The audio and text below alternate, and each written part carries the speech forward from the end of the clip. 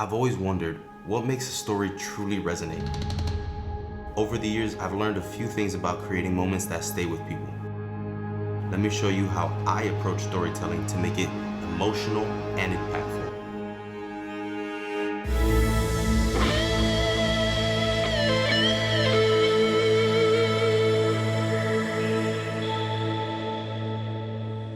Hey everyone, I'm the Dreamer Jose. I'm a creative director and I'm passionate about crafting stories that connect people. Today we're gonna look at some of the most powerful emotional clips in movie history and break down the techniques they use and how you can use it as well. So let's get right into it.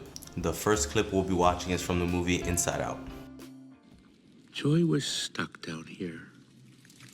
We might as well be on another planet.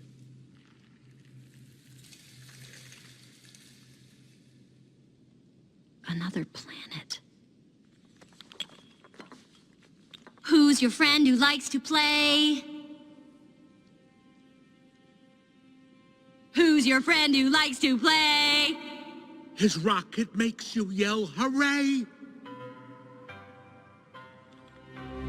Who's the best in every way and wants to sing the song the same? So a tip I would give with this is to start with a strong emotional core. In the movie Inside Out, the emotional core is actually quite clear. It's about embracing all emotions, even the bad ones. And they use this theme to keep the movie grounded, and they integrate it in every scene that they do so that it does stay grounded. So a practical way to do this would be, on your own scripts, would be to ask yourself, what emotion do I want the audience to feel? And you would write that down as a singular theme. So for example, you would write, this is a story about finding hope in the darkest moments. And that would be your emotional core, about finding hope in the darkest moments. And you would make sure that everything ties into that. So something you can do is actually go and watch the movie Inside Out and try to identify moments that tie back to the emotional core of that specific movie. And you can apply it to your own script. So if your script was finding hope in darkest places, every line or every moment in there, you want it to make sure that it somehow ties back to that. On to the next clip, which will be from the movie Good Will Hunting. This is an oldie, but a goodie. But you've never looked at a woman and been totally vulnerable. Known someone that could level you with her eyes. Feeling like God put an angel on earth just for you. Who could rescue you from the depths of hell. And you wouldn't know what it's like to be her angel. To have that love for her be there forever. Through anything. Through cancer. And you would know about sleeping sitting up in a hospital room for 2 months, holding her hand, because the doctors could see in your eyes that the terms visiting hours don't apply to you. You don't know about real loss, because that only occurs when you love something more than you love yourself. I doubt you've ever dared to love anybody that much.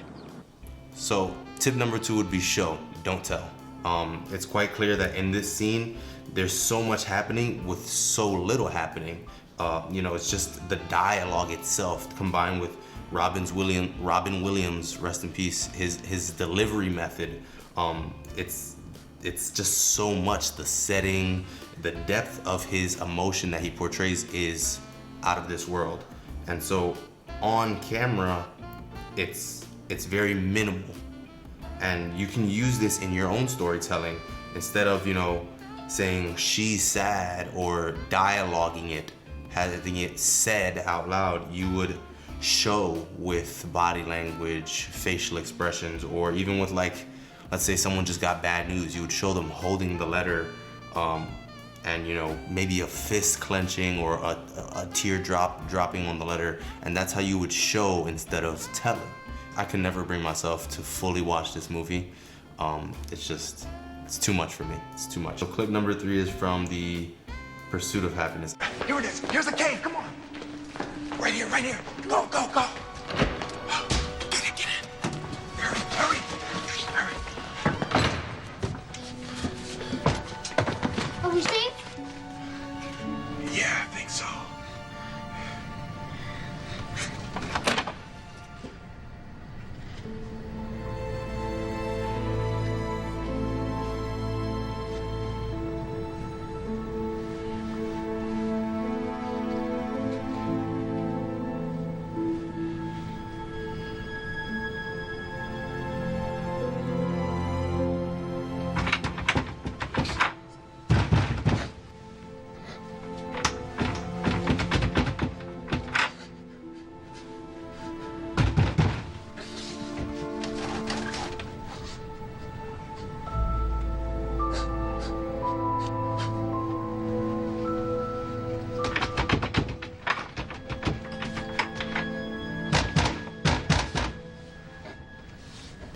So tip number 3 would be to use relatable characters.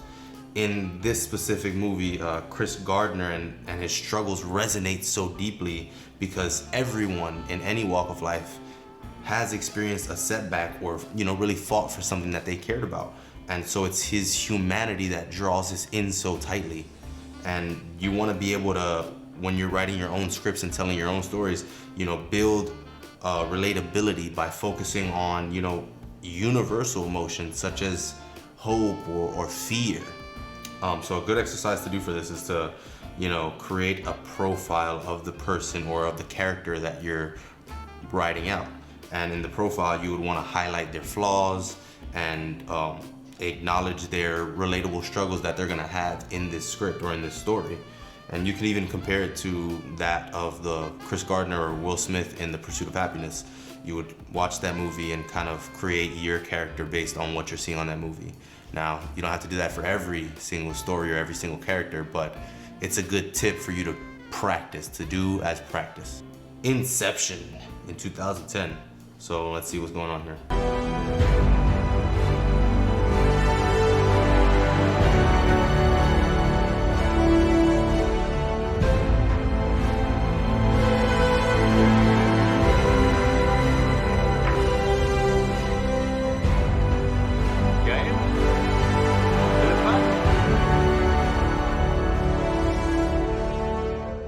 Look who's here.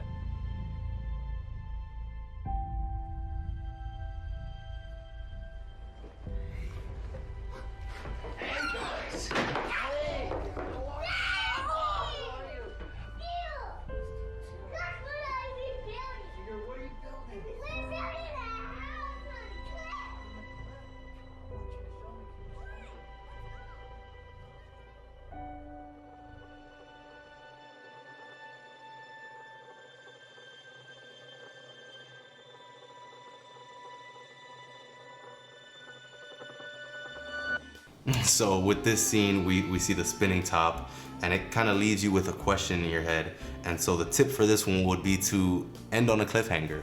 I know a lot of people don't like it, but I feel like it's one of the best ways to storytell, especially if you are starting out for your first time or not fully sure how to, close those gaps or build the bridges to connect things.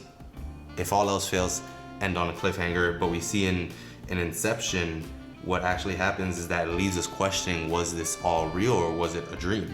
And so that, unresolved moment keeps us engaged and wanting to see what happens after the credit rolls.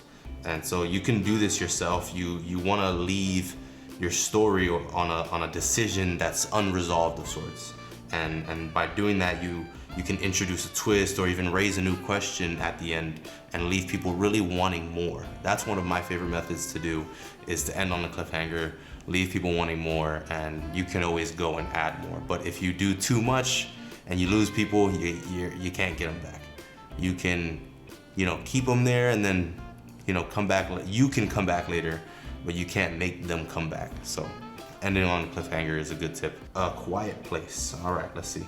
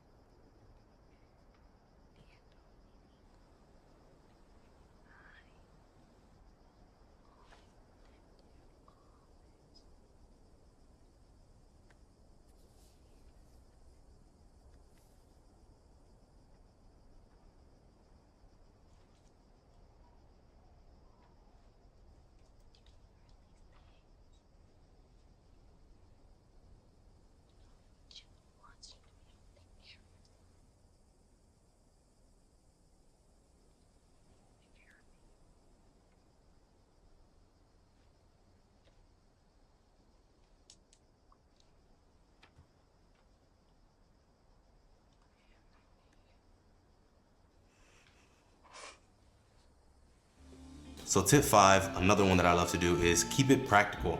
in the Quiet Place movie, it shows really simplicity at its finest, and how simplicity can really amplify emotion and tension. There's a limited setting and there's minimal dialogue in the movie. They literally can't talk, so everything's signed. And so it goes to show that yes, you can create a powerful emotional story without having to use dialogue or, you know, a bunch of different locations. Like, they were fairly minimal sets, fairly minimal dialogue, and they still created this amazing story. And, you know, you can use this on your own to simplify your stories. You can really take it down to the bare bones. I use this method called the MVP method, the minimum viable product method. It's basically where you tear everything down to the bare bones. What do you need to barely make this thing possible? And you go with that, and from there you can add on, but you always want to take it to the bare bones when you're first starting out and making sure it's doable. This movie, A Quiet Place, is crazy. They have a lot of things that you can look at and use on your own, like limited sets. Like, try to limit yourself to really only 1 or 2 sets, or, you know, 1 location and multiple areas in that same location. Use a small cast, use natural light. If you're someone that's on a budget and you don't have all the gear, have all the equipment, have all the connections, the cast, this would be a beautiful way to practice your storytelling with limited resources, limited gear, and limited help. But yeah, on to the next one. Ooh, I heard this movie's really good. I haven't watched it. I've only seen the clips on social media, but we're watching a clip from Whiplash, so let's go.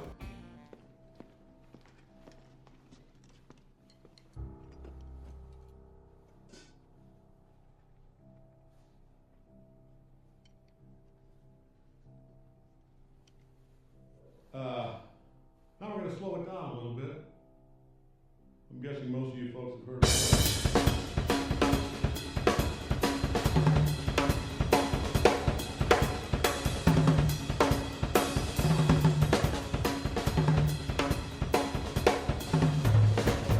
I'll cue you in. Caravan. 3, 4.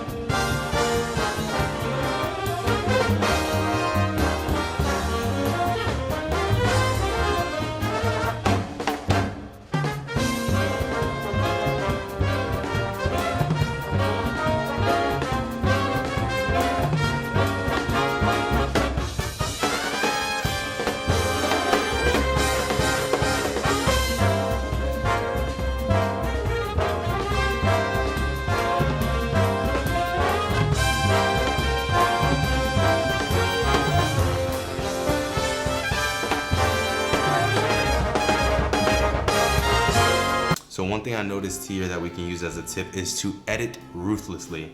I noticed that every shot in Whiplash drives the story forward. Like, there's no filler, it's just raw intensity that really builds to that climactic moment. And the practicality of it is that when you're editing or when you're writing your script, you need to be asking yourself, does this support the emotional core? Does it drive the story forward? And if it doesn't, just cut or revise it. And that's the best way to go about, you know, really developing those the key fundamental storytelling aspects or you know, skills is if it doesn't drive the story forward, cut it or revise it. And by doing that, you really start to learn how to really tell the story without all the fluff. And later on you can add the fluff if you want to create, you know, like a feature length. But for the short films, for the beginners, for the people that are trying to learn how to maximize what they got, man, edit ruthlessly. Man, just chop stuff out. When I first started writing scripts, I would just be like, yeah, beautiful idea. Doesn't fit, take it out. Well, what if you want to use it? What if that's a golden? We could always use it in another idea or later on down the line. But as of right now, beginning or on my second, third, fourth script, I'm cutting as much out as I can, just pushing the story forward. You should probably watch that. That's the final scene of Whiplash. And you should probably watch it and break it down, you know, shot by shot, and then apply that same focus to your story. This is a beautiful clip. I really got locked into watching that, and now I think I want to watch that movie. Just remember that storytelling isn't just about what you say, as we see here. It's about how you make people feel. And really that's what it comes down to when you're telling a story. It's how it makes people feel.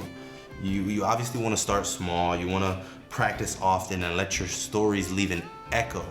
But you wanna be able to really just dive deep into those pieces of storytelling foundation that you need. That's pretty much it. I was thinking about breaking down some of my scenes, but maybe we can do that in another video, and I can break down some of the scenes that we've done in our short films, and I can explain to you in further detail, you know, how I kind of went about scripting that out, shooting it out, and why the decisions were made to make it how it was. But if you want to see that, let me know, comment. Obviously, I need you guys to like and subscribe because we need help. We can't do this without you. But yeah, what's your favorite? Leave in the comment what was your favorite movie clip. And you know, yeah, I think my favorite one was the last one, Whiplash, just because it really locked me and I want to see the movie now. But yeah, so in the next one, maybe we can do our own movie short film clip breakdown type thing. But until then, I'll see y'all. I hope y'all like my Christmas sweater. It's Snoopy. See? Peace.